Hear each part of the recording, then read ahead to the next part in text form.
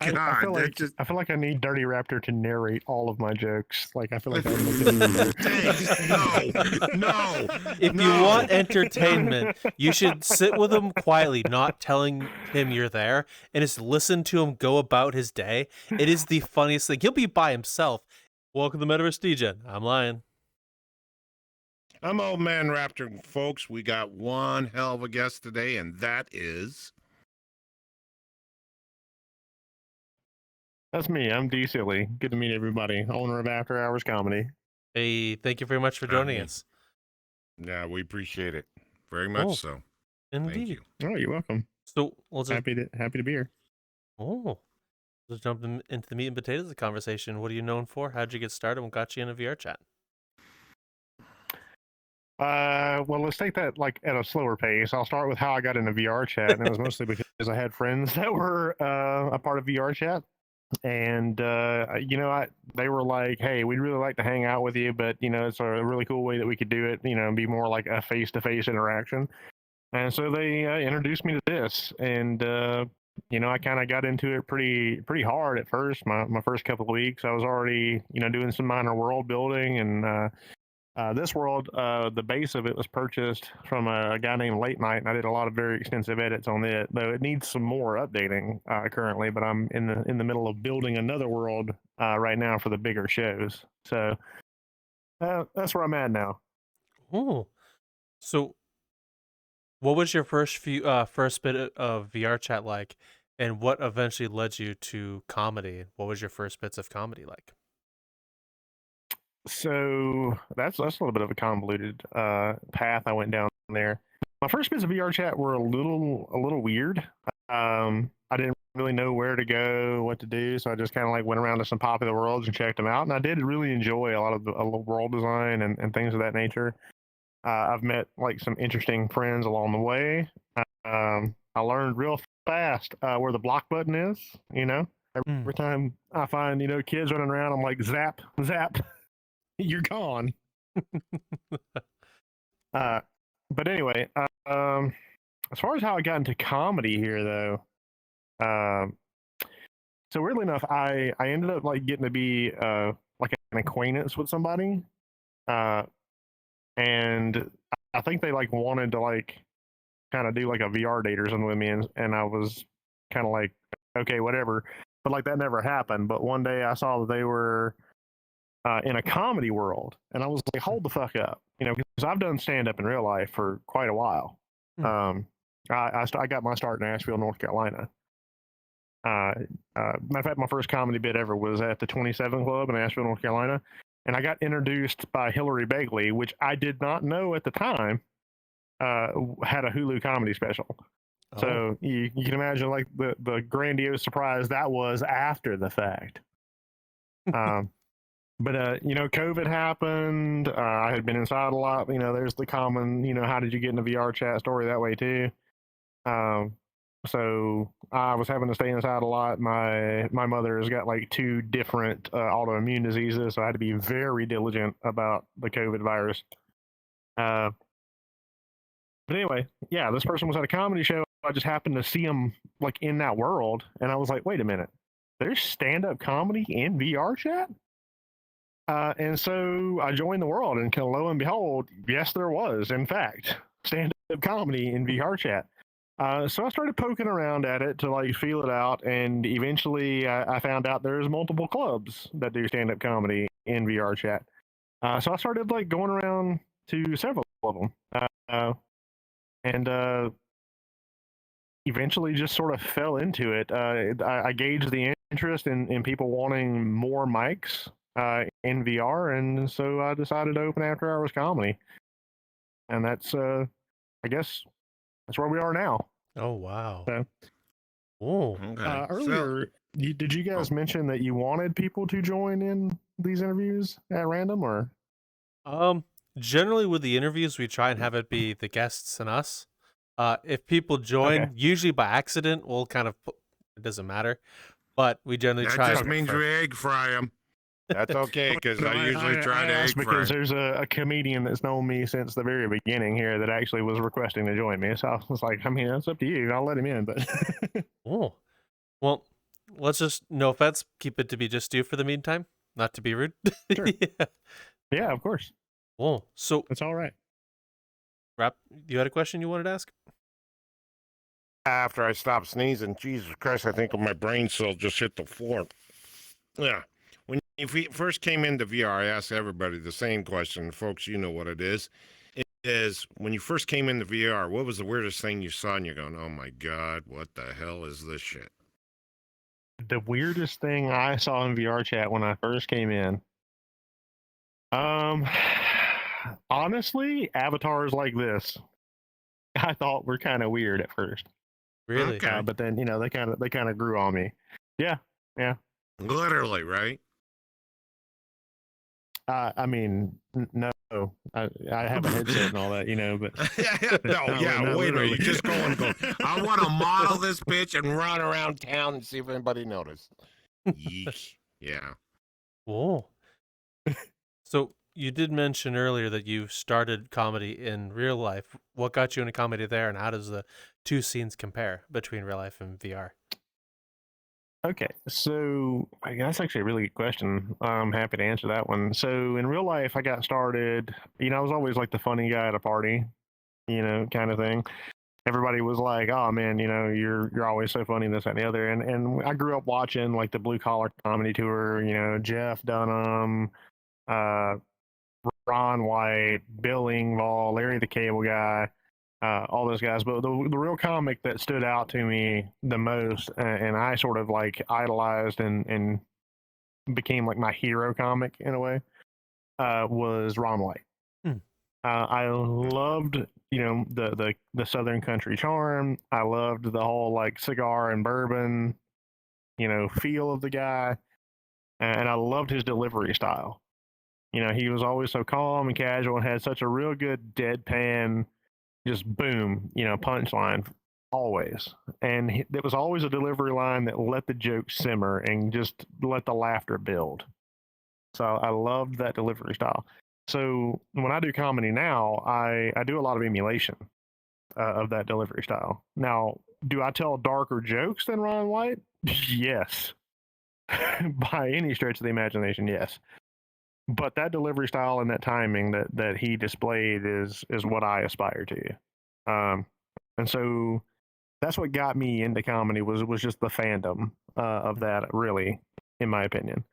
As far as how real life comedy compares to VR comedy, there's actually some interesting comparisons there. Now, in real life comedy, you've got like the crowd energy, like you can see expressions on people's faces, you can see body language a lot more, fluid and in the present. You're never going to have a connection issue or lag, to deal with. so there's that.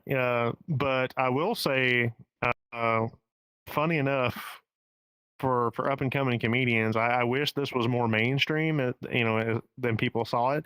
You oftentimes get as big or bigger crowds in a VR comedy club to perform in front of, and that's always been like mind blowing to me. The other thing is, though, I believe that because a lot of the crowds have a lot of the same audience that goes to different clubs because it's a very niche thing in here.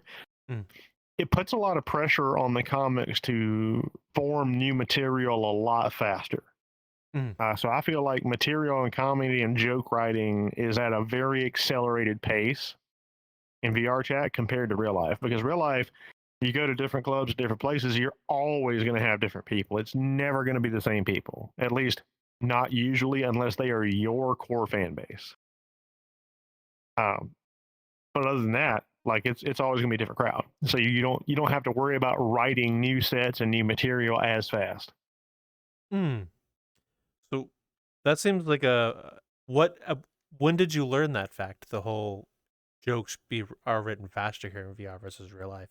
What led you to that realization? It's doing it, like experience. I had like a couple of really good sets, but after a few shows, you don't get the laughs anymore. People have already heard those jokes. So it's not to say that you can't tell those jokes again. You can't come back to them, but you got to give it some time. Like you got to let it sit for a while, and then after a few months, roll back to those jokes. So you got to really like almost like have a buildup of residual material that you can always go to.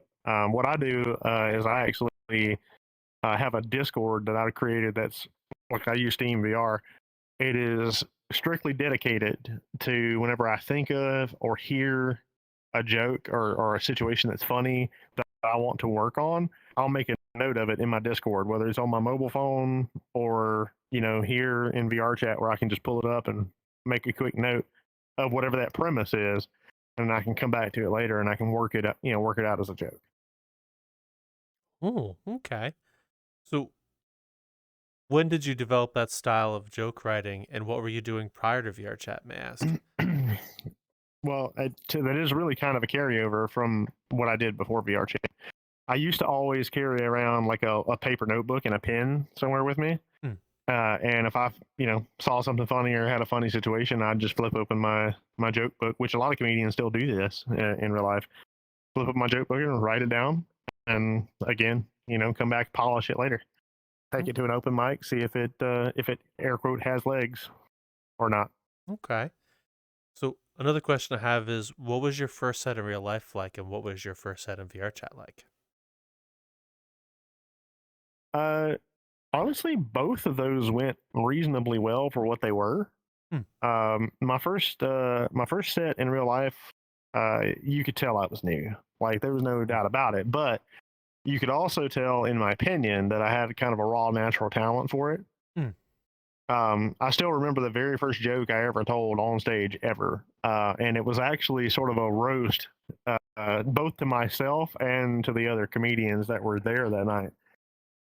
So that kind of explains why I also have a little bit of a reputation for being a roaster at times. But my first joke ever, I came on stage and I was like, well, everybody says that comedy is drawn from like negative experiences and depression and trauma that you've been through and all that. So I figured, man, it's gonna be great. I'm gonna come up here, I'm gonna start doing comedy, and I'm gonna be famous, and really sad about it. And then I realized I met all these other comedians here tonight, and I am outclassed. So, and that was literally the first joke I ever told on stage. Oh, wow. Oh, so what was your first time in VRChat like, your first set playing or performing? Well, it was kind of interesting. It's funny because like I already had some experience behind me at the point, and like nobody here knew me, right? I'm a new face here. It's just like when you move into a new area, like I recently did, and you have to start going to new clubs that you haven't been to before and building a reputation with people that don't quite know you yet. You gotta make yourself known. So I went up on stage and I pulled out one of my old real life sets that was always pretty good. And I killed it. I actually murdered the crowd. And so it was sort of like the where the fuck did that guy come from, moment. And I made a mark real fast for myself. So. Oh, wow. Yeah, that's it. So how do Which I think is why a lot of comics didn't mind supporting this stage once I opened it up either. So. Okay. How do the clubs in both sides of the headset, how do they compare to each other? How do they, the feels, the crowd, the people who run them? So, honestly, very similar in some ways. I'd say, like in real life and VR, both every crowd has its own flavor and like a reputation of what you're going to expect when you go to that club. If you come here, my crowds, I feel like kind of have a reputation for being, you're going to probably get a few more hecklers here that you got to deal with, but the crowds are more lively and there's always new people coming in and out of here. It's not generally the same crowd 2, 3, 4 times in a row. Now, you're going to get some of the same people that are hardcore supporters. I've got some very hardcore supporters, such as like, Crimson, Phantom Alex, Soma. Like this whole row that Raptor is sitting on right here is usually filled up with regulars that are here every week. that just love the show and love to support the place, and I really appreciate that. So you have that very very much similarity. But like say if you went to FTR, those are pretty solid regular core crowds. Those are a lot of the same people. Same thing if you go to like Punchline, you're gonna get a lot of the same crowd there. So I feel like I have a bit of variety here that you don't necessarily get in other places, and I like that. I like that culture. I like, and some people, may not like, being the quote tourist destination, so to speak, for a comedy show, but I like that because it gives my comics the chance to try a lot of new material on new crowds that they wouldn't normally otherwise get in VR.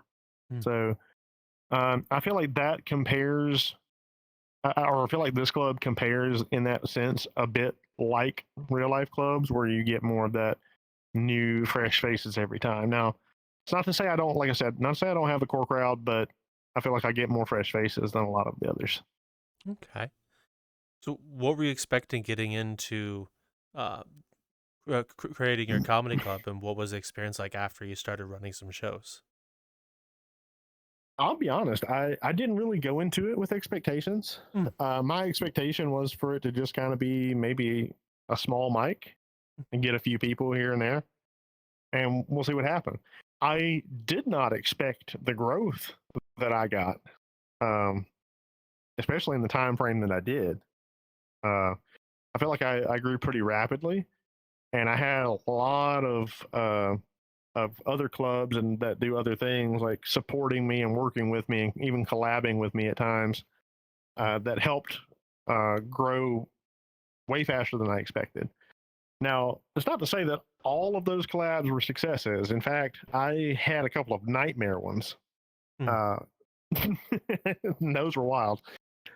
At one point, we collabed with another club, and I'm not going to name the name here, but every seemed like 15 seconds, the owner of that other group was getting up on the stage, yelling for the crowd to, shut up and stop heckling the comics, which I appreciate, but give our comics a chance to handle it too. Like they can do it. Like just let them try. If somebody's really, out of pocket, don't keep yelling at them. Just tell them they got to leave, or just boot them. It's not too hard. So how do you handle the hecklers? Me personally, or just me as a club owner? Like if I'm on stage or if I'm behind the bar? Both. If I'm on stage, generally speaking, it depends on how rude they are and how far they take it. If they're heckling me a little bit, I'll probably either make a joke out of what they're saying. If they've been mostly silent, through everything, I might, riff off what they said and try to like move on. And more times than not, they'll shut the fuck up and let you keep on with your show. They might try to, roast you or interrupt you 2 or 3 times. At that point, I'm gonna start pulling out some roast, and I'm gonna like kind of make it very apparent. You need to shut the fuck up, please. And if that doesn't work at that point, yeah, I'll probably warn them or boot them at that point. Now, I have had a couple people that have, just like you would in real life, I've seen Matt Rife videos where this happens, but like people rush the stage and jump up on there. Now, if you do that, there's a 99% chance, unless you got goaded up there or invited up there by a comic, that I'm going to boot you. Like no warning, no anything. I feel like it's just common sense that you it's not your if you want to be on stage, sign up and do a set. Okay. It's that simple.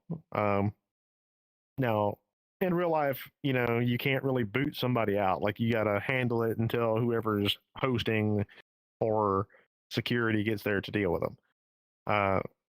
So essentially, I'm just going to try to crowd work them until they get handled at that point. Okay. Oh. So another question I have is going to be, when you So like when you started a real life and you were doing all this and done just stand up, and then you started the club, have you viewed clubs in real life or VR any differently or comedy any differently from when you started running your own? No, I really don't think I have. Real life, I mean, there are some differences, like we've covered, between real life and VR comedy, but I don't think I ever like sort of paralleled the two. Like I said, I kind of went into it without any real expectations, so therefore I wasn't really trying to draw one experience from the other. Okay. If that makes sense. Oh, it makes a lot of sense. Cool. Because I didn't really, I knew that I couldn't know what I was getting into until I got into it, but I was prepared for whatever that learning curve was. Okay. So. I got one for him, Glenn. When you have somebody after you do your set in real life or in here and everything else like this, and somebody comes up and asks, hey, I'd like to do something like that. I don't know what road to travel or anything like that in VR or in the real world. What advice do you give them? So if it's in here, it's very easy. Like almost every club I know of, except for one that actually ended up closing its doors in VRChat, and I have my theories as to why that was. And I can get into that if we want, but I'm not trying to. Please understand, like if I'm saying that, I'm not trying to talk negatively. It's just I had a difference of opinion on how they were doing things, and I think that their setup is what caused them to shut down. And that's not me. That's not me like throwing a punch at them or anything or jabbing down. It's just, hey, this is what I observed. But as far as like how you get into it in VRChat, just get into like one of the comedy groups. Like I mean, you can always search up After Hours Comedy, and Discord's right there. We tell everybody if you want to sign up to do a show during an open mic, you just on Thursdays, you sign up before the show starts. That's it. As long as I have, once I have about 3 to 5 spots filled, I'm going to cut off signups. And if I happen to have space for some floaters, I'll try to work people in. If I don't have space for floaters, I can't. And I had to start doing that. Now, some mics are just show up and go up, like Laugher, which I call it Laugh VR, but because of the spelling LAFVR. They do like a Sunday afternoon show, like it's Sunday afternoon US type show. And well, afternoon PST, like it'd probably be more like early evening PST. But you show up there and you go up. You just hit the keyboard, you go up. Same with like Failed to Render. Pretty sure Punchline still does that as well. At least to some degree. But I got to the point where I had so many new micers, I had to do signups because otherwise we were sitting here with 2.5 hour shows, and I can't do that every night on Thursday or every Thursday night. Sorry. Now, real life, it's different depending on how big the comedy scene is where you're at. Now, where I am, the comedy scene is massive. Like we have names like Michael Blaustein, Matt Rife, the Wayans brothers, David Koechler all come through the fucking clubs that are like half an hour from me here. Weirdly enough, I just got asked to sign up to go up on that stage where those types of people perform, and I'm very nervous about that one. But I signed the paper. We're gonna see what happens. But anyway, it's different. Like sometimes you have like a month ahead sign up you have to do there. Like and even then, sometimes it's not guaranteed. You also have like what they call the lucky bucket. Like you go up, you just put your name in a bucket. They call up so many comedians until the time is up, and if your name gets pulled, it gets pulled, and if it doesn't, sorry, better luck next time. And then of course you have like the smaller mics, which I kind of prefer. But those are the sign up and go up nights. You just go ahead and put your name down, and eventually they're going to get to you. That's really, in my opinion, the place that you should start. Because even though those are smaller mics, a lot of times people who are the who's who in the comedy community where you are going to be there. And you have to do that networking with those people to get bigger opportunities. That's just how it is. Business 101. If you're trying to make money out of it and trying to make a lifestyle out of it, then you got to play the game. How is Okay. networking in both worlds similar and different, Mass, between like networking for the real life club scene when you want to go to a very specific type of club like the one you mentioned versus in here? Easy answer. Egos. Egos are the Egos. difference.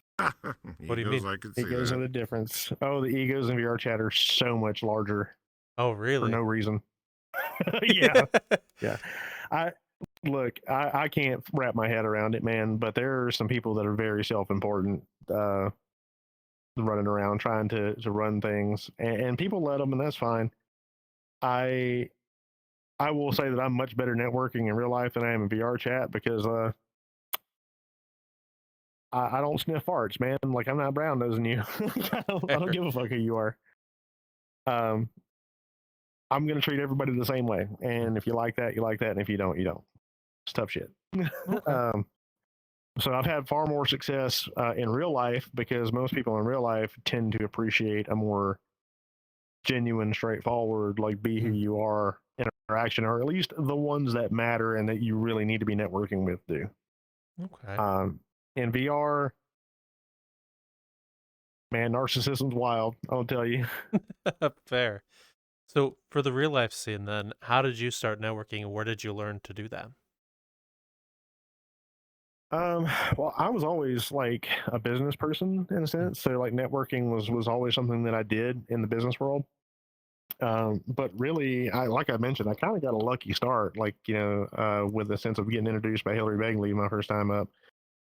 But I just kept coming to shows and getting to know other comics and figuring out which ones I was going to get along with, which ones I wasn't going to get along with. Funny enough, in Asheville, North Carolina, one of the craziest heckler stories I ever had was from there. And what made it the craziest thing to me is it was another comedian that was performing that night. Oh. Oh, really? Yeah.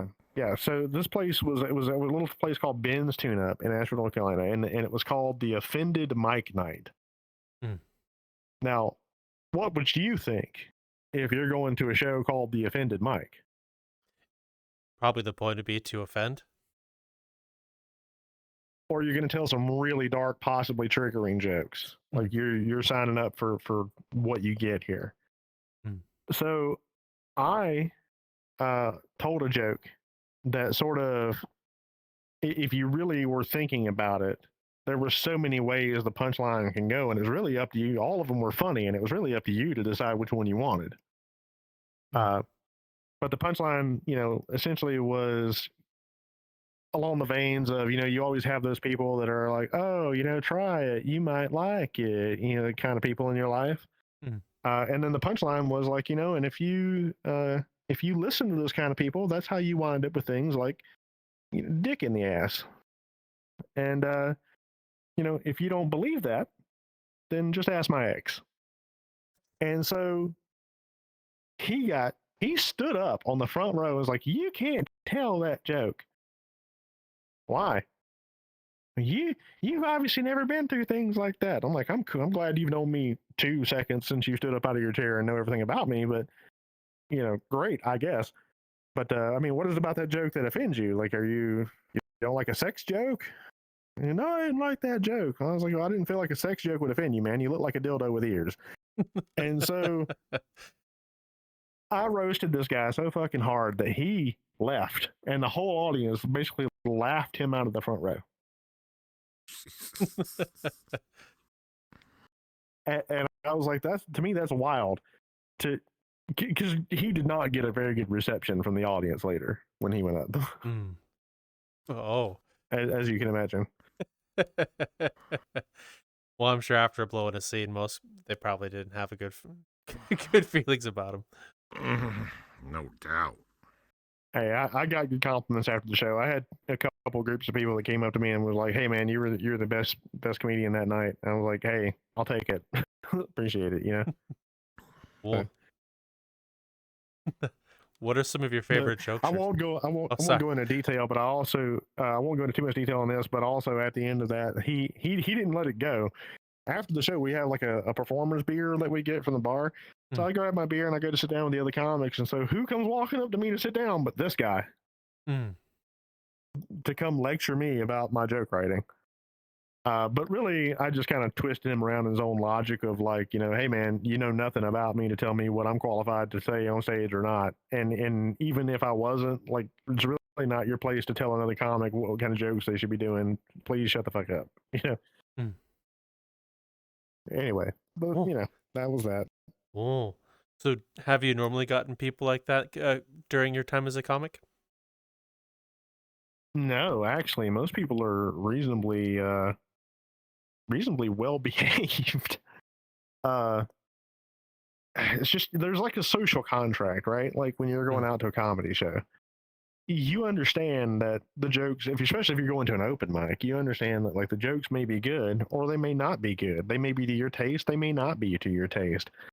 But really, you're getting some pretty cheap entertainment usually. Most places most places for open mic don't even charge you entry fee. They just say, hey, buy a couple drinks while you're here. Well, that's it. Like, so you take what you get on shows like that. And it's sort of that social contract. If you get offended, that's cool. Just wait for the next comic. Not hard. Okay. So what are some of your favorite jokes and sets you've done, and where did you derive the inspiration for those from? Some of my favorite jokes and sets I've done. I've always been a fan of dark humor, and I tend to draw or just absurd situations. And I tend to draw my humor from those. And I tend to also ask myself like a what if, like what if I did this, or what if somebody else were to do this situation. So I think one of a good example of a joke, and one of my favorite ones I think I wrote from that situation is like when I moved from North Carolina out here to Washington State, where I'm at now. I didn't know anybody, and this part of the joke is true. I didn't know anybody, and so like I got up on one of those like apps where you can like talk to people local to you, like, but it's all anonymous and you don't know who it is. So I'm like, hey, maybe I can get to know what the vibe is of this whole culture out here I don't know. So let me like vibe check this place and see like, what's it like here. But come to find out, there's really depressed people everywhere in the States. And so this guy was like, oh man, I'm in this terrible situation mentally, and like if I would have already like offed myself if it wasn't for the fact that like I've got pets to take care of and stuff like that. And I'm like, fuck, man, that's a fucked up situation to be in. Now that's where the reality part of that joke ends. And the next part of the joke starts, because this is like leaning into the absurd, like unexpected thing. You expect empathy, like with somebody like that, because like we've all been in dark places. We've all had fucked up situations where, sometimes there's not light at the end of the tunnel for us, at least not right now. At least we can't see it. And so I have absolutely been there in my life. But where I leaned into the absurd was saying, hey, so I reached out to this guy and said, hey, man, I know where you're at. I've been there. Do you need somebody to watch your dogs? Oh, Oh my God. Damn. And so now I'm dog sitting next weekend. Oh. And I feel like this might be longer term than I expected. Damn. It's okay so until that's where you it's lean into okay the until the cats unexpected. get out. Then you're going, shit, I didn't put a leash on them. I thought they were dogs. Oh. Yeah, so that's where what makes humor good is you lean into the unexpected, because most people don't see that punchline coming. They think I'm going to go somewhere else with it, and then I just come in with that. I got you on that one. Oh. So that's definitely one of them. Hello, I'm actually here to interrupt the episode you're watching really quick to ask you a favor. Please come join us at any of the other locations we have. You can find us on YouTube and Spotify, both of which we post our episodes and are very up to date on both. We have Discord where you go to hang out all the time. We're gaming and shooting the breeze over with many people over that way. Feel free to come join us. I invite you. If you wish to support us, we have a Patreon where we post a bunch of random bits, bobs, and extra podcasts every once in a while for you to go enjoy. Also, if you wish to support us while in VRChat, we're now part of the creator economy. So please come join if you wish to support us there. It's there for you to choose if you so wish. And thank you very much. And a special thanks to some of the people who have signed up on our Patreon, which are as follows. And I have written down so I'll remember. And that's a tough thing. Forbidden Zero, Niche, Aliquum, Future Oracle, Lesser Capybara, and Frozen. Thank you all very much. Enjoy the rest of the episode. When you're writing these jokes and things you want to use, where do you pull inspiration from normally? How do you write your jokes? So, like I said, like it's usually situational or like things I've been through. Like I mentioned, like the whole thing about how I did the jokes about the dogs, right? Like, hey, I'm doing dog sitting. So that was a situation like based on something I was experiencing, right? Like in a new place, like awkward situations. I'm like, hey, how do I make this funny? Like if I were to make it funny. That was one thing I came with. Another one is just situational shit that I found myself in.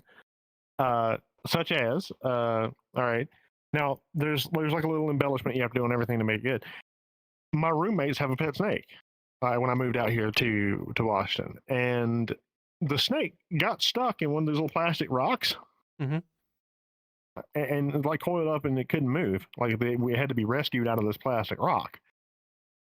So my roommate starts pouring lube on the snake, like actual like lube, like bedroom lube, and pulling the snake out of the fucking rock. And so, like, my embellishment was like, okay, so what if we made this a 2-man operation? And I'm like, now I can say I'm helping him do this. And the embellishment, is like, I never thought when I came out to move to a new place, I would have new experiences like helping my roommate lube his nope rope. I told him the story about the snake getting stuck in the rock, and that's the punchline for it. So. Yeah, there's some so fucking wrong because all you get about it's so fucking wrong. It's going, I moved out to where I was in Washington, and my roommate decided to, his snake was stuck, and he used lube, and I got to help him lube his snake. Think about it. That's just wow. You actually did so. Oh my god! I just can't. My god! I feel like I need Dirty Raptor to narrate all of my jokes. Like I feel like no. If you want entertainment, you should sit with him quietly, not telling him you're there, and just listen to him go about his day. It is the funniest thing. He'll be by himself and do these same narrations by himself. He'll just be there in a boat, narrating fishing in a boat by himself. It's great. I really might, like, if I see him in club, I might have to like just pull him up on stage and be like, a joke narrator for the evening. Like, would you reach out? Why not? You're gonna have a field day. Yeah, watch the little pip squeak on the stage. You're gonna go, before it's over, you're gonna end up burning my ass, and I'm going, this is great, and I'm closer to the sidewalk. Yeah, this is great. Oh. But yeah, situational things. Some of them can be completely true stories, or just completely true things happening to me. Like a couple of examples of that was like, okay, I got one from real life, one from VRChat. So we've kind of been doing a parallel. So the one that happened to me in VRChat is, people in here like to drink a lot. Cheers if you're watching. Gotcha. So anyway. This dude walks up to me in a drinking world, and he's so drunk he decides to just tell me about his life, even though I didn't ask. And he starts telling me stories about his past, and he's like, when I was a young man, my mom tried to sell me for drugs 3 different times, and I swear to God, without missing a beat, I did the slow turn to this person, and I went, who the fuck was your mom's drug dealer? Rumpelstiltskin?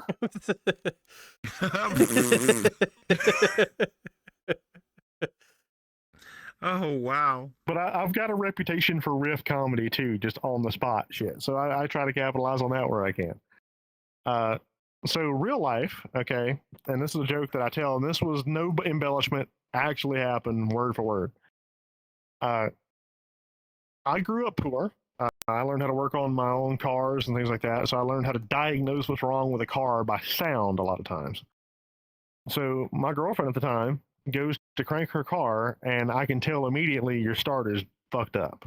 Like something's off with it. So I'm like, hey, your starter's bad. You need to take it to a mechanic. And she's like, how did you know my starter was bad? I'm like, because I can hear it. She goes, well, I just got it back from a mechanic and they just put a new starter in it. And I was like, and it sounded like that after you got it back? And she goes, yeah, they said it's because it's been a while since I've had a new starter put in. And I went, no, that's not how that works. That would be like me saying my second kid was autistic because it's been a while since I put one in. You know, not how that works. Oh my God. Damn. Oh. All right. Oh. You stumped me with that one, I'm going to be honest.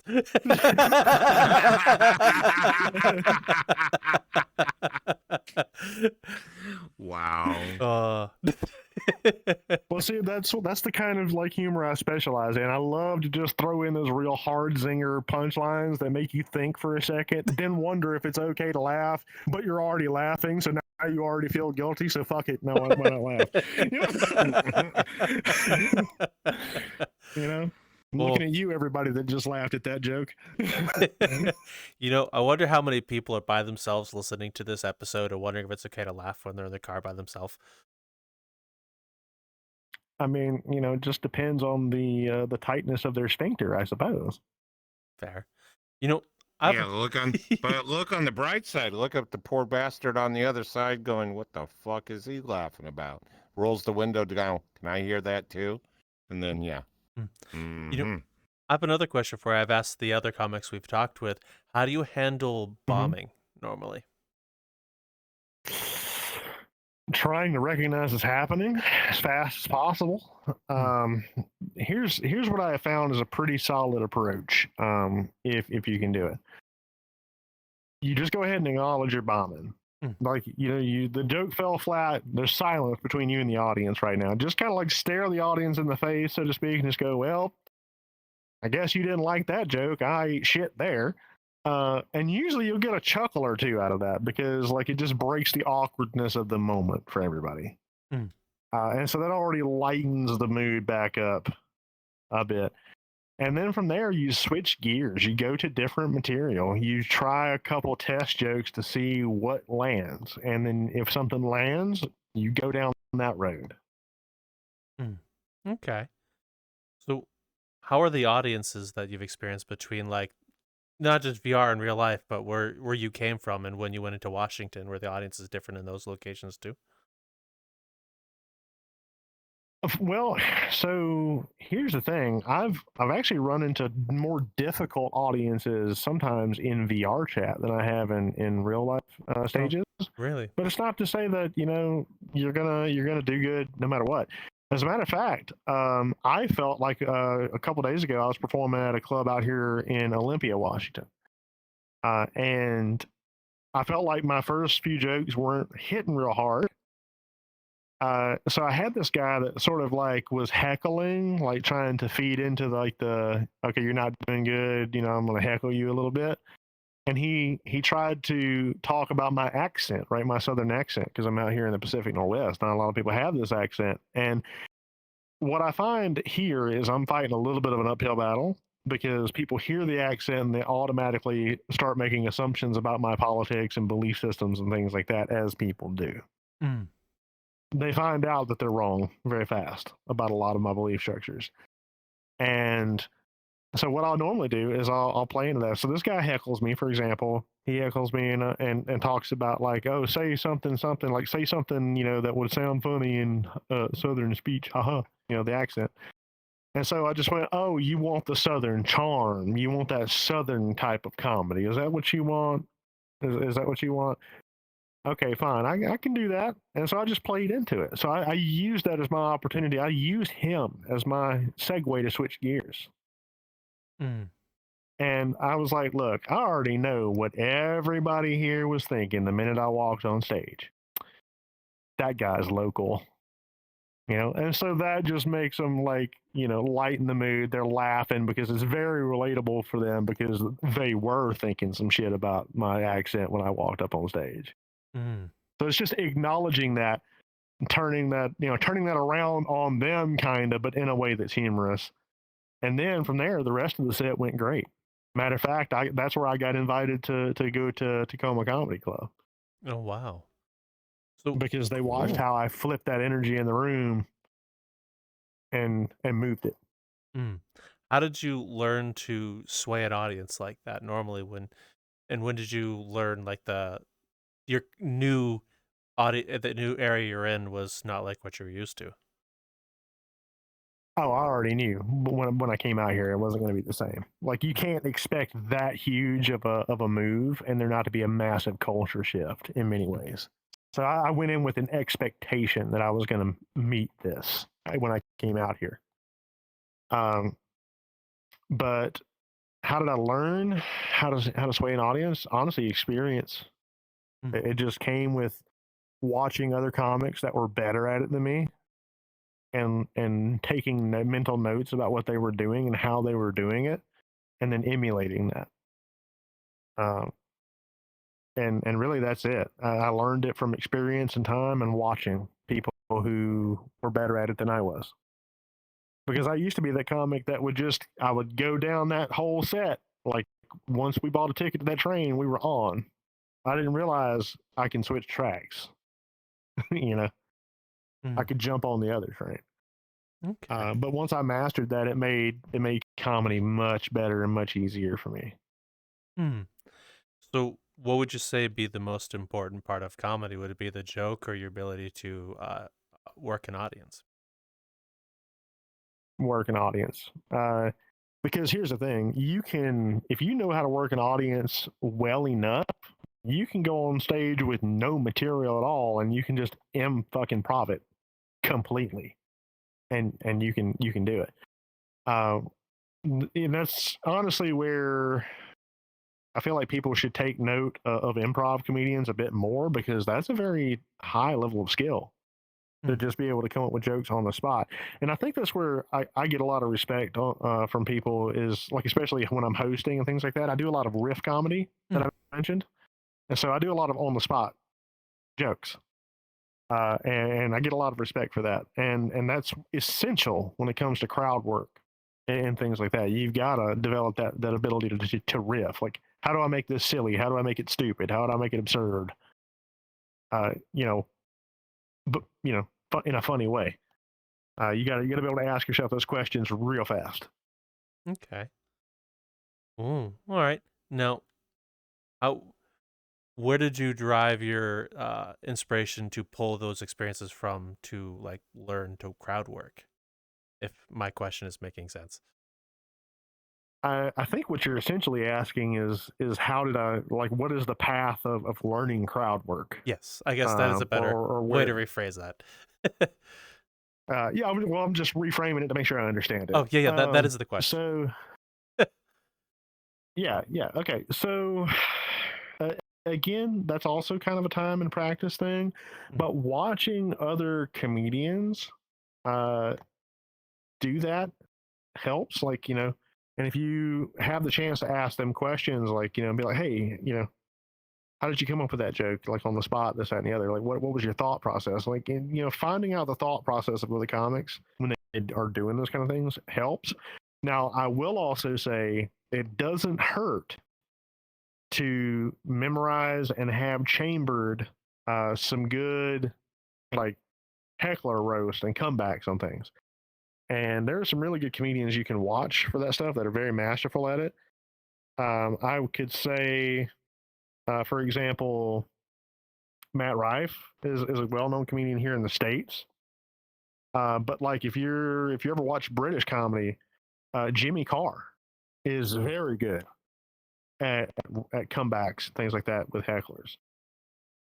So, for example, I've got an entire page, maybe a little more, of just chambered heckler roasts that are ready to go.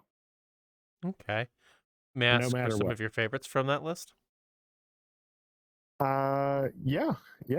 some of my favorites would be you look like the kind of man and or woman that braids their vagina hair. So please, shut the fuck up and stay in your lane over here. I also really like, let's see, when you talk, you remind me of a SoundCloud rapper named Little Columbine. Pretty good one. Yeah. So again, please shut the fuck up. And VRChat specific one. Let's see. You look like somebody who used to have the username of QueefBurglar69. So again, off to the side, please. Like, let somebody relevant talk on stage. Like the person with the microphone. Now, would the kinds of jokes you tell in both areas be similar or different for you? They'd be similar because usually, with very few exceptions, like I gave you the one exception I can tell you off the top of my head there. And honestly, I could even translate that to a real life as well. Most of my Cambridge stuff is going to work, even if it's in VRChat or if it's in real life. That doesn't matter. Like it's gonna carry anywhere. Like, so for example, like those. Would you think they would work in VRChat and real life if I was on stage? Yeah, I think they would. There you go. Oh, all right. Cool. Now, another question I have for you is among your jokes, what have been some of your audience's favorite jokes you've told? Like the ones you've gotten the most reaction out of? Well, I've had a lot of good reaction out of that one about the dogs, like taking care of the dogs. Let me think. Honestly, a lot of people really like, I do a self-deprecation set as well. I call it my fat shit set.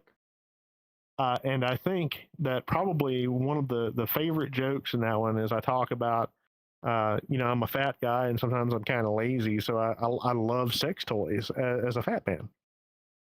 And so I especially love like those Hitachi wands.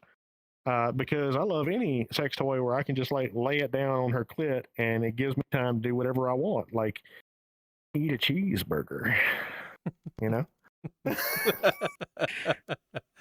Okay. Oh. Yeah, Lion's holding it back over there. There it is. I'm trying. He's trying hard, but he ain't doing it. He's trying really hard to keep that professional face for the show. The only thing that came to mind is when you said cheeseburger, he's going home. Jiggling over here. Yeah, he's laughing. I think when you said cheeseburger, the only thing is it's okay until you get the dipping sauce to go with your fries and your chocolate milkshake. No, the follow-up to that joke is I'm always looking for that girl that's got that vagina that tastes like garlic butter burger, baby. That's my type. Yeah. Oh. That was the best to me. I love that because Lion lost his shit. Raptor's over here like, huh? I'm just back going. I just want to follow suit. That's my problem. I want to fucking follow suit with it. That's why. Because I do. You got to understand something. So that's the way me and Line bounce off of each other. We've been that way from fucking day one. When somebody pops off and says something, we just keep going with it. And they're going, guys, would you? They're a good example. And we say it today. It's like Japanese spaghetti. Oh, that fucking story.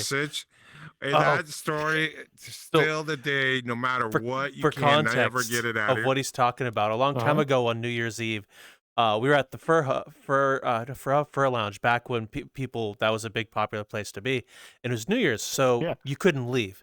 And there was a drunk guy there yelling about something. And I walked up. Fur Lounge, are you guys furries?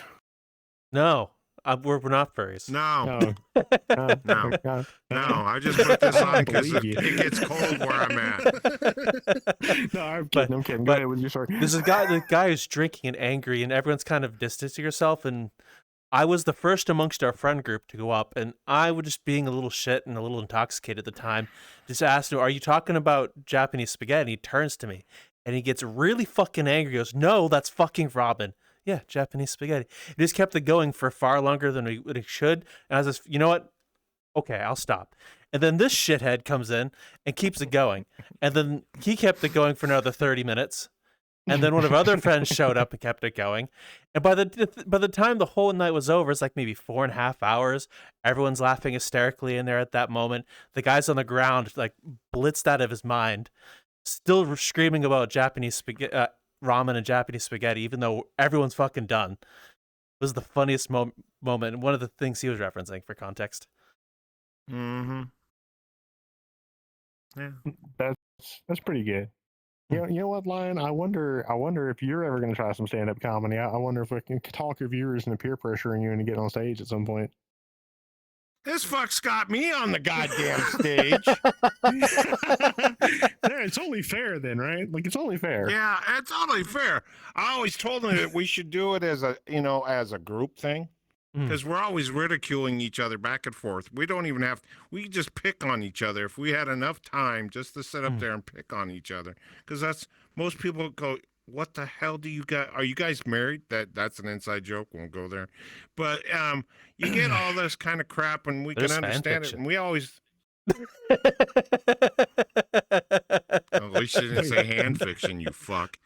But no, it's not hand fiction. Because he uses me like never mind. We ain't going there. We're not going to sit there and fucking put that in that situation. So a friend of ours who started the joke saying our marriages are basically attached to each other is the very same person who wrote a fan fiction about it. And it's like within our friend group only. No. Oh, this is just as bad as you think it is, and size is the same. Mm-hmm. Yeah. It's just the way it circle jerks. No big deal. It's fucked. I have a joke that I tell about like why our furry avatars always colored like the dildo in a single mom's bedside drawer. This takes that to a whole new level. A whole new situation for you. Now you want to play in it, right? Yeah, for some other rubs of context. His eyes are lighting up. He's lighting up and going, I got a joke now. I got a friend. He's really small and he calls himself this. Yeah, no, I don't. Everybody else does. I just follow suit. For fun context, his previous avatar was red, and then he was used a lot, and now he's it makes sense now. Dirty Raptor does sound like a dildo name, like a brand. Yeah. Mm-hmm. A lot of the tickling situation, it's just a bitch when you hear the echo coming back at it and you hear cars go by and you want to get the fuck out of the way. Dirty Raptor is ribbed for your pleasure. Yeah. Mm-hmm. Now is a bone induction headphone you could hear from inside. Yeah. It's okay until you hear the vibration and he hums a few bars. Make sure that you're in tune and you got your station on the right thing. He'll sing you one. Yeah, I got you. He's in here holding his nose and humming through the fire and flames. Yeah, yeah. Just don't give me a lighter. I'll probably crawl out the other direction. You know what? Screw it. One of these days, I'll go up on stage and give it a shot.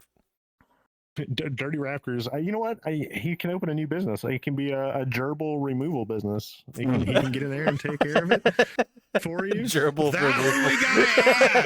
We gotta add that to the list. The gerbil removal business. If we're doing an ad for Raptors gerbil removal, we just have to straight up pull out the Mr. Slave from South Park scene, and that is your fucking ad. Yeah, good. Sounds great to me. Why not? What the fuck?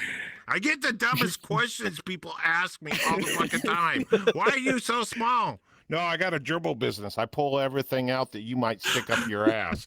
I got nothing better to do. I charge so much per inch. Oh my God. Why not? It's per inch. That's where Americans have an advantage. If you were over in Europe, you'd have to charge by the centimeter. Yeah. I have to get out the ruler. Fuck, this is in inches. Fuck, can't use that one. I got to go get back home and get the right one.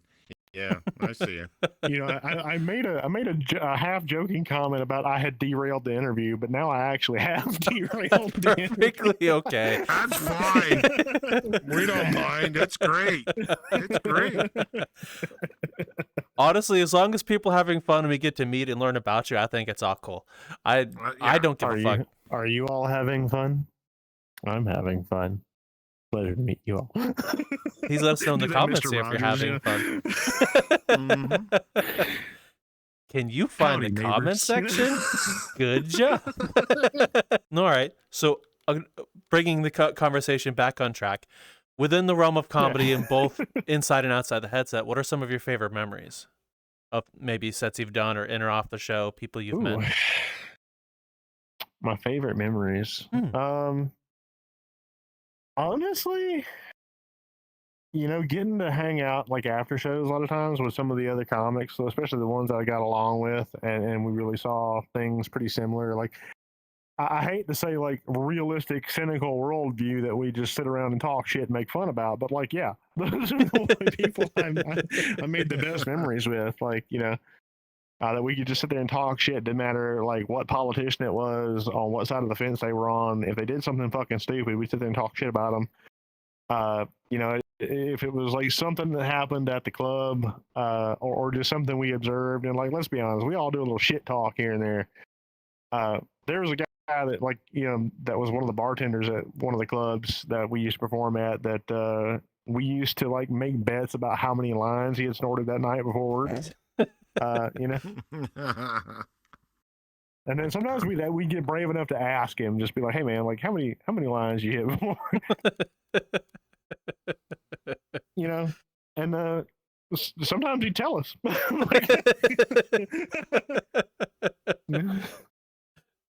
Well, is that a true story? Yes, it is. Can't you hear it in his voice? He's there. Oh, he's over there going, yeah, the guy just told us about he just did 12 lines and he's still standing. Yeah. Yeah, right. Uh-huh. Right there would I tell you, what, did you bring the ambulance? Oh, no, it's parked in back. Motherfucker, if somebody did 12 lines, they better not be standing. They better be like flying. No shit. That or they're in the ambulance in back. We bring it around just in case. Look, they're either flying through the atmosphere or flying on their back to the hospital. Either way, they're flying. Mm-hmm. Okay, so you look forward to the moments you get to shoot the shit after the show with the other comics. Sometimes I do. Like, I do enjoy that. And then sometimes, if I'm really excited about a new set that I'm working on and I think it's gonna do well, like, hey, if I go up there and it hits, and there's something about getting like a raw set that you put together that just kills it the first go. That is to me like one of the best feelings. Getting happy talking about it over here, apparently. What was the first moment you got that feeling yourself? Probably the set that I had, that one I told you guys about, like the bad starter in my girlfriend's car. Like, that was probably the set where I got that feeling the first time, because I closed on that joke and the crowd just loved that shit. And it did so well. Like, the other comics, the crowd, like, people came up to me and they were like being like, oh man, that was so fucking good. Like, that was such a good set. Like, and I got nothing but compliments on it. And a lot of praise for how well I did. So that is probably, the best feeling to me is that kind of like killing it and getting that acknowledgement for the work you put into it. And having perfected your craft, in a sense, like I'm air quoting saying perfected craft. I feel like I've still got a long way to go, but at least perfected it to the point where you can write a raw set like that, and what's going to be a kill set from the beginning. Like, it's just that, almost like you've gained that precision to just know your craft that well. That to me is a really great feeling. Okay. So, also, what is some of the best advice you've received for stand-up comedy? Oh, best advice I've received? Shut the fuck up and get on the stage. Fair enough. That's quick. Advice I've ever received. Fuck yeah, and me all psyched up there. I was going, right. Oh, get the fuck on the stage. Okay. Yeah.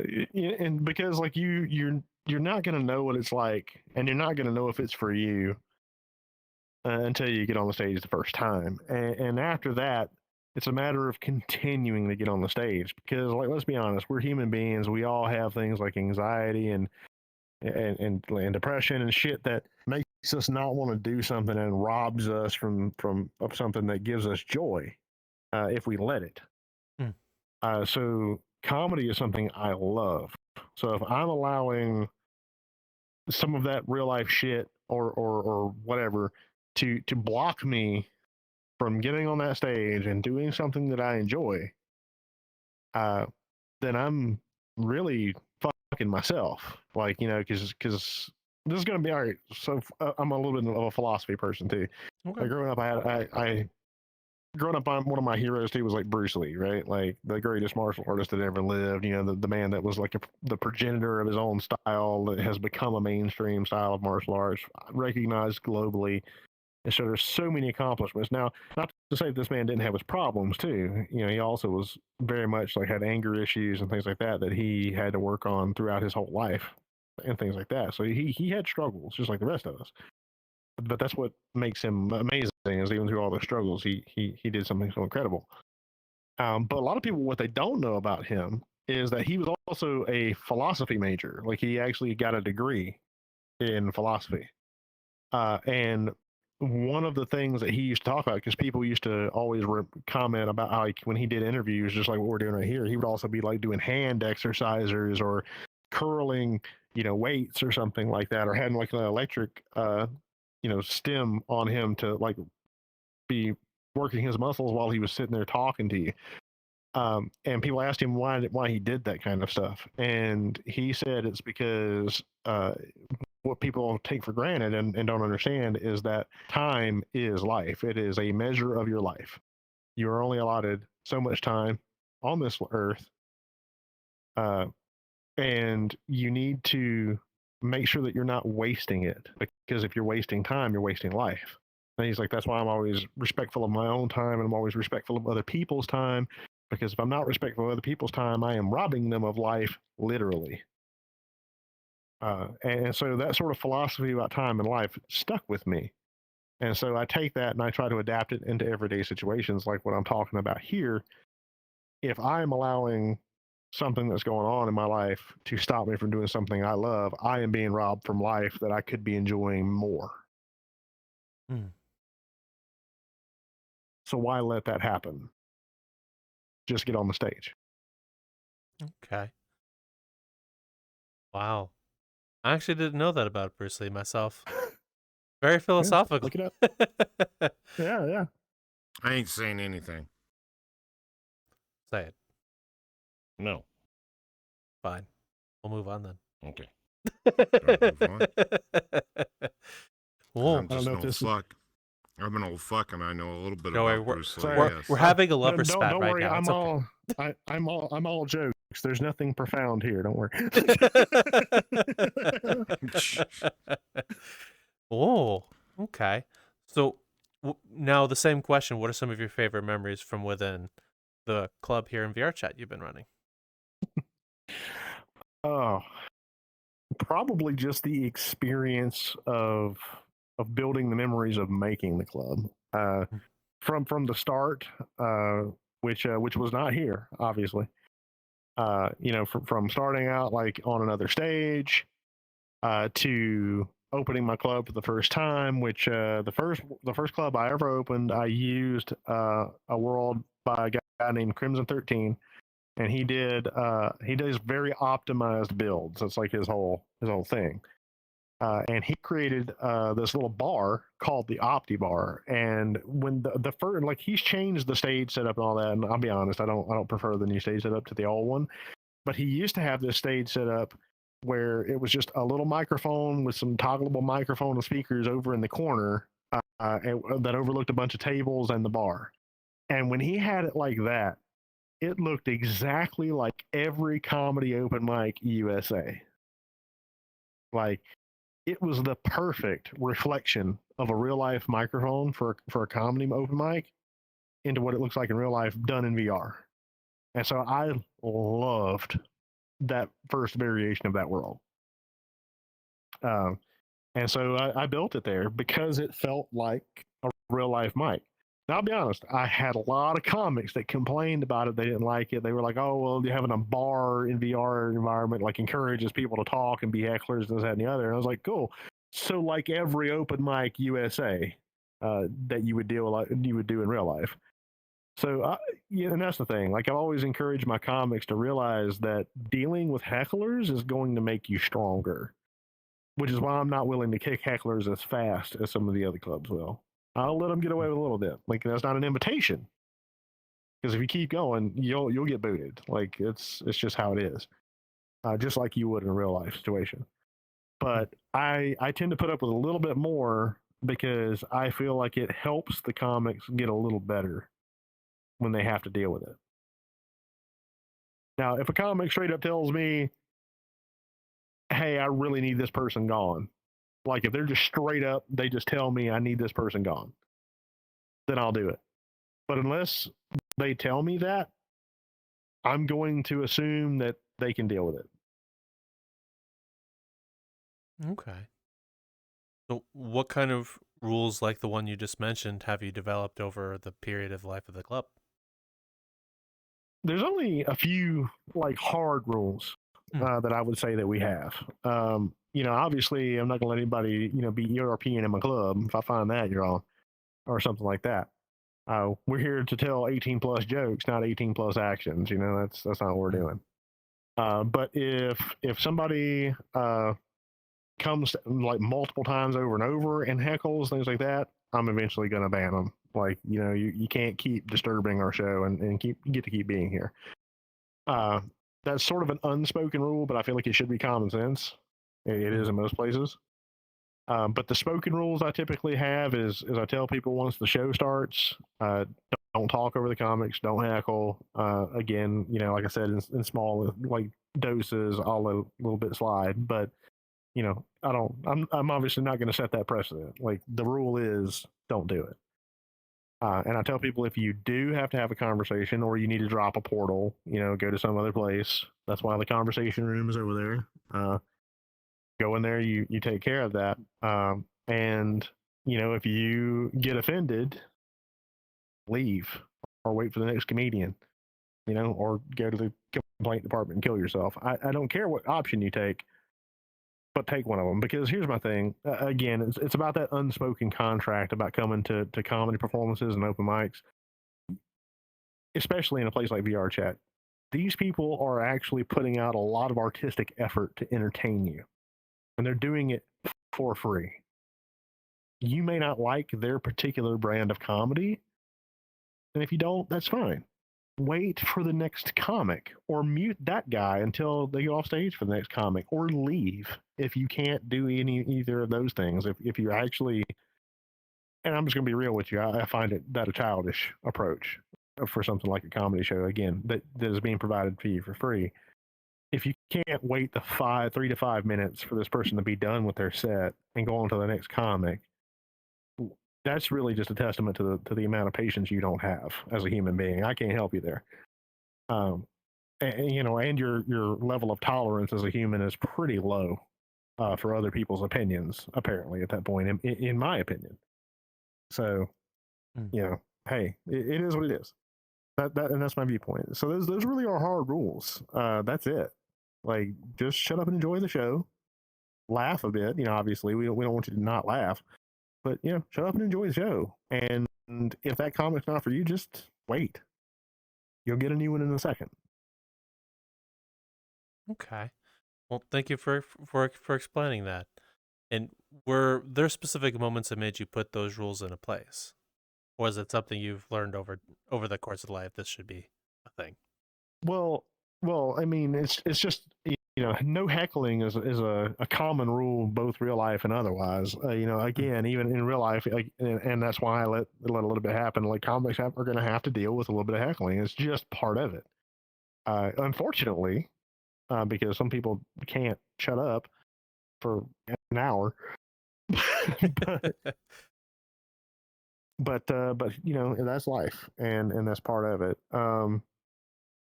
It's really no different, like in VR in real life in that way for me. So, I mean, I don't know if that's 100% answering your question, though. Nope, you gave me an answer. And we'll ask you last couple of questions before we start wrapping up, if that's all right. Yeah, of course. The first one is the name you use in VRChat. Where'd you get it, and why do you still use it?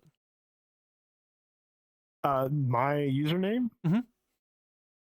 So this is actually a word play or like a moniker play on my original real life comedian name. So I used to go by Diesel as a comic name, and so D Silly is sort of like that Snoop Dogg like bullshit, like different way. And I really kind of changed it to that, so it was like a moniker to that, or a head nod to that. But like again, for the same reason why I have to play that uphill battle out here in Seattle about like having the Southern accent. So people hear the Southern accent in VRChat again. The first thing they think is like I have a lower set of IQ points than I do. I lose IQ points for the accent apparently, and they automatically make a lot of assumptions. So combine that with the name Diesel, and you get that shit way too often. So I changed to this, and I really stopped getting that. So there you go. Okay. And the avatar you're in, what is it? Why do you use it? And is there anything about it that means anything to you? It is Quest compatible, and it doesn't look like total ass to me. Fair enough. That's the fucking point. Wow. Well, fair enough. We usually ask those two questions because people in VR, to some degree, how you represent yourself is like an extension of you and your personality. So we were kind of God, curious. no, I hate this fucking avatar. Fair. But I use it because it's a good stage avatar. That's really it. Okay. Well, thank you very much, and it's been an absolute honor and blast to be able to sit and speak with you and meet you. By the way, thank you very much for your time. Man, I had fun. I had fun with it. Happy to do it again sometime if you guys want to do something else later. Most definitely. And where can audience find you if they wish to find you? Well, obviously they can find me here on Thursday nights at After Hours Comedy. You can look up the group; it's there. After you sift through the 17 other After Hours names that I thought I was being really cool and original with. But really, that logo right there above the stage, you see that in the group tab. You found it. So if you want to show them that, of course. But yeah, so that's the logo you'll be looking for, right there. Oh. And of course, you can look me up, username D-Silly. The only one that looks like a, e-boy like this on the profile picture. So there you go, I guess. But yeah, you find me there. You can look up the After Hours group in my groups. Easy to find. And the Discord is in the group as well. So there you go. Show is every Thursday at 6 p.m. Pacific and 9 p.m. Eastern. So, yeah, come out. It's usually a group plus, so you'll have to get a group approval before you can just join on the group, unless you know somebody in the group. So if you apply to the group, I go through every day that I see, request on there. I go through them and I filter out if this person is 18 plus or not before I make approvals. This is an 18 plus club. If you're underage, you can't come here. Sorry. That's just the rules. That is one of the hard rule, I guess I didn't mention earlier, but it is a hard rule. You have to be 18 plus because we talk about very much adult themed things here, and sorry, you need your parents' approval, to filter that kind of content. And I don't know your parents, and I don't care to know your parents, so I'm just gonna filter you myself. So essentially, the only way that you're going to get in here is if I can tell that you're 18 or older, of course. Okay. Well, thank you very much, and we'll make sure all of your links will be in the description for you, for the audience to check out. If you're on YouTube, if you scroll down to video description, hit show more. There's guest links and one fun place for you to find will be all there. If you're on Spotify, it'll be in the same label, but over in the episode description. Be in a slightly different spot, but they'll all be there for you to find. And this will ask you, the audience, a question. Who's your favorite comedian? Let us know. Let us know your favorite set or special by them. And we'd love to read all your comments and everything else like that. And as always, Mr. Raptor, you know the thing. You know it. No matter what you do, folks, it can be funny, it can be sad, but the biggest thing is everybody loves a good laugh. And when you come in here, you get a good laugh no matter who's behind the fucking bar. Usually the bartender knows what's what and where it's going and how things should flop. But the people on the stage even know better. So the Bartender knows what's what and where it's up on in, and we'll see you there. Bye. I was an adventurer once till I took an arrow to the knee.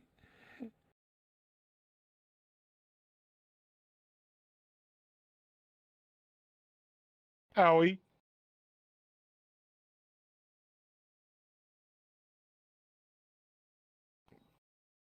It hurts so bad. Mom!